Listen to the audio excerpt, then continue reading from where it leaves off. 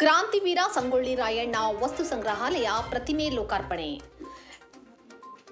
ಬ್ರಿಟಿಷರ ವಿರುದ್ಧ ರಣಕಹಳೆ ಮೊಳಗಿಸಿದ್ದ ಸ್ವಾತಂತ್ರ್ಯ ಹೋರಾಟಗಾರ ಹಾಗೂ ವೀರ ಸೇನಾನಿ ಸಂಗೊಳ್ಳಿ ರಾಯಣ್ಣ ಸೇರಿದಂತೆ ಒಟ್ಟು 7 ಜನರನ್ನು ನಂದಗಡದಲ್ಲಿ ನೇಣಿಗೆ ಹಾಕಲಾಗಿದೆ. ರಾಯಣ್ಣ ಸಮಾಧಿ ಸ್ಥಳವನ್ನು ಅಭಿವೃದ್ಧಿಪಡಿಸಿದಂತೆ ಉಳಿದ 6 ಹುತಾತ್ಮರ ಸಮಾಧಿ ಸ್ಥಳಗಳನ್ನು ಕೂಡ ಅಭಿವೃದ್ಧಿಪಡಿಸಲಾಗುವುದು ಎಂದು ಮುಖ್ಯಮಂತ್ರಿ ಸಿದ್ದರಾಮಯ್ಯ ಅವರು ಹೇಳಿದರು.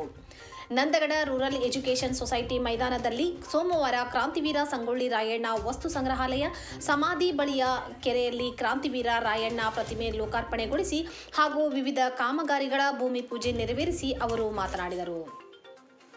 ರಾಯಣ್ಣನ ಹೆಸರು ಕೇಳಿದರೆ ಮೈ ರೋಮಾಂಚನಗೊಳ್ಳುತ್ತದೆ. 2024ರಲ್ಲಿ ಸಂಗೊಳ್ಳಿಯಲ್ಲಿ ಶೌರ್ಯ ಭೂಮಿ ಹಾಗೂ ಸೈನಿಕ ಶಾಲೆಯನ್ನು ಉದ್ಘಾಟಿಸಲಾಗಿದೆ. ರಾಯಣ್ಣನ ಹುಟ್ಟೂರಾದ ಸಂಗೊಳ್ಳಿ ಹಾಗೂ ಅವರನ್ನು ನೇಣು ಹಾಕಿದಂತಹ ನಂದಗಡ ಗ್ರಾಮಗಳನ್ನು ಅಭಿವೃದ್ಧಿಪಡಿಸಲಾಗುತ್ತಿದೆ. ಸಂಗೊಳ್ಳಿ ರಾಯಣ್ಣ ದೇಶಪ್ರೇಮಿಯಾಗಿದ್ದು ಅವರನ್ನು ನೆನಪಿಸಿಕೊಳ್ಳುವುದು ನಮ್ಮೆಲ್ಲರ ಕರ್ತವ್ಯವಾಗಿದೆ.